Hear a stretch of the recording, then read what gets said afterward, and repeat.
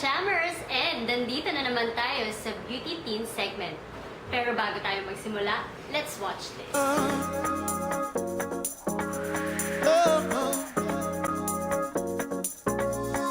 One day. Ayan na, nakita nyo ang ganda talaga ng naging result ng makeover ng ating isa sa mga ka-jammers na sila Lane.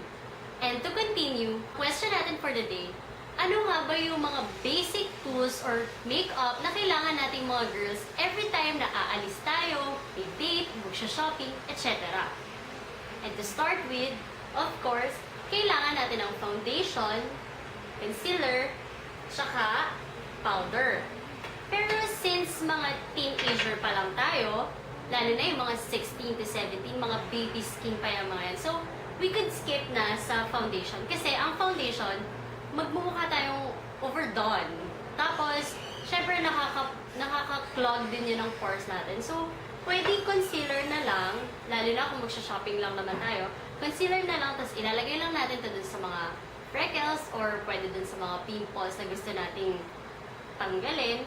And then, powder, para naman mag-set siya dun sa concealer for oil control and of course, para mag-even yung skin tone natin.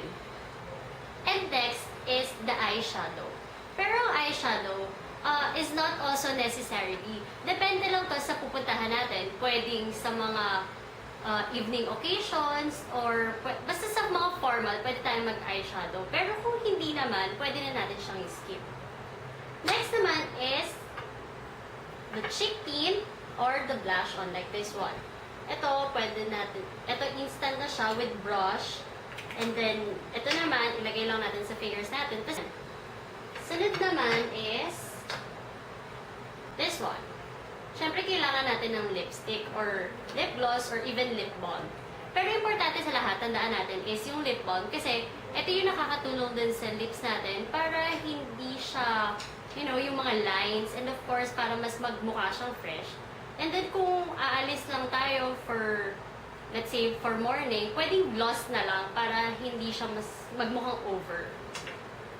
And then, lastly is, eto, ayan, yung eyeliner and the mascara. Ang mascara makes our eyes more attractive.